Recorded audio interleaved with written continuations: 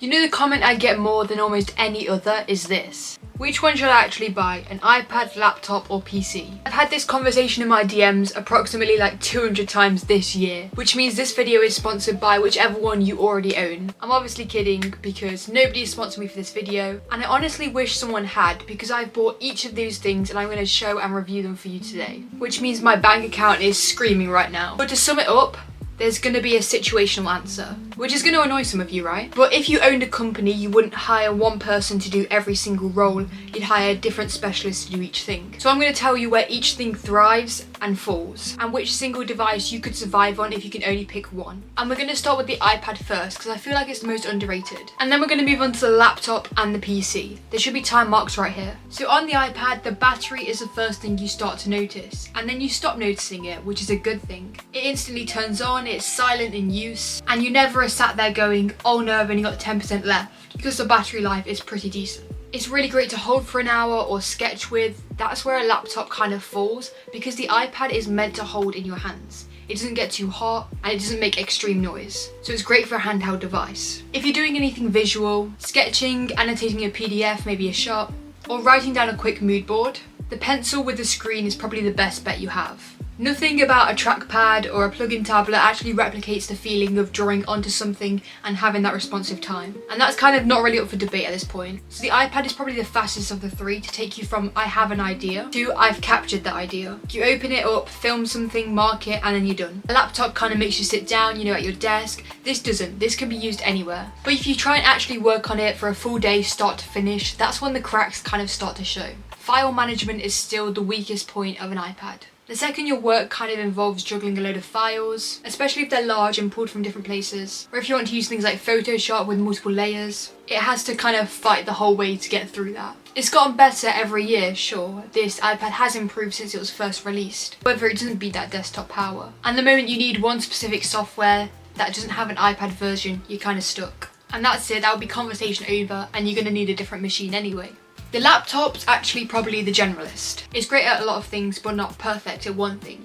You know, the iPad was perfect at sketching and getting that feedback, whereas the laptop does a lot of things pretty well. And the whole premise that this can carry all of your software and still fold up and go in a bag is really great still in 2026. Battery life and the good ones are pretty good. Most of them get you through the whole day without needing to be plugged back in, and they're thin enough that carrying them around doesn't feel like a brick. And it can run pretty much everything. Games, Adobe software, obviously different ones will have different power, but if you're buying it for one specific purpose, it can probably excel in that purpose. It's the one of the three that could almost imitate being one of those, and you couldn't really tell much. However, the cost of being good at most stuff means it never really excels in anything. It won't render out high quality videos or allow you to go on your timeline really quick.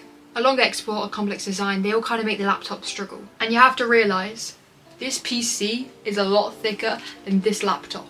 That's why it makes so much noise. I don't know if you guys can hear it actually right now. And this thing gets hot quickly. You're trying to get the exact same performance as a PC, but shrinking it down to like 3 centimeters. And putting all those components in such a tiny case makes them more noticeable. But the desktop has one job: sit in one spot and be as powerful as the budget allows. That's it. And because it doesn't have to account for battery or portability, it does it very well. That's the whole argument really. The same money that would buy a good laptop can buy a good computer, because nothing in the computer is being spent on shrinking down the size with the same performance, cooling, or making sure it's not as loud. And especially portability. These things can get as thick as they want with big pieces of hardware in. And anything that actually taxes your laptop, like games or high renders, the desktop can do pretty well. It's also the one you can actually upgrade. You know, you can take parts out and put new stuff in, which means it's a bit more sustainable in the long run. More memory, a better graphics card, you can add it all into a computer. But the obvious flaw is it's not really a grab and go device. You know, it's quite big, it's quite hefty, it's very heavy, and you can't just pick it up and move it somewhere else. You have a lot of cables that go with it. And if you're not just always trapped in your room or on your desk, you're not really going to get to use your PC as much. Because it doesn't move, that means your only workstation is wherever you put it. A good chunk of its lifespan is just going to sit there unused, which is a little sad actually. But don't worry, I'm on mine 24/7, so it likes it here. A quick verdict before you make the final judgment. All of these have got closer to each other than people give credit for. On-device AI stuff, Apple Intelligence on the iPad and the Mac side, and Copilot on things like Windows. And that's kind of showing up across lots of the categories now, not just the flagship laptops. Which means if you're making a purchase based on that, it's worth knowing that they all have their own kind of systems that pretty much do the same thing. So it's not worth basing it off that. Just worth noting though. So, the actual answer. If you can only choose one, you have to choose the laptop. Like I said, it's a generalist, which makes it most suitable for most of you out there. Not because it wins in any individual category, you know, we went through 3 categories and it didn't win in any of them, but because it's the only one that will not leave you completely stuck at some point. It can't out-render a desktop, it can't out-capture an iPad, but it can limp through both of those jobs when it has to, whereas you physically can't move the computer and you physically can't render off the iPad. The other two genuinely can't do that for each other. But if your work actually needs to split across these 3 lanes, like if you need real horsepower for output, and something portable for capturing and drafting, the honest answer isn't what you think it will be. You have to build almost a small team. Desktop for the stuff that needs power, and then something you can carry for on the move. That's not overspending, that's just working around your situation. You need to match the tool to the job instead of asking one device to do everything if you need something done really well. And if we're being honest, none of them are specialists in every area.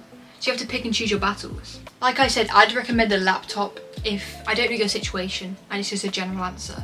The laptop does great in a lot of areas and it thrives where others can't. However, if you want performance, the desktop. And if you want portability and you like any of the artistic sides, the iPad is great. You tell me, what have you got? Would you agree? And if anyone has any questions, let me know in the comments below and I will answer every single one of them. And I might even do a video if you're lucky enough.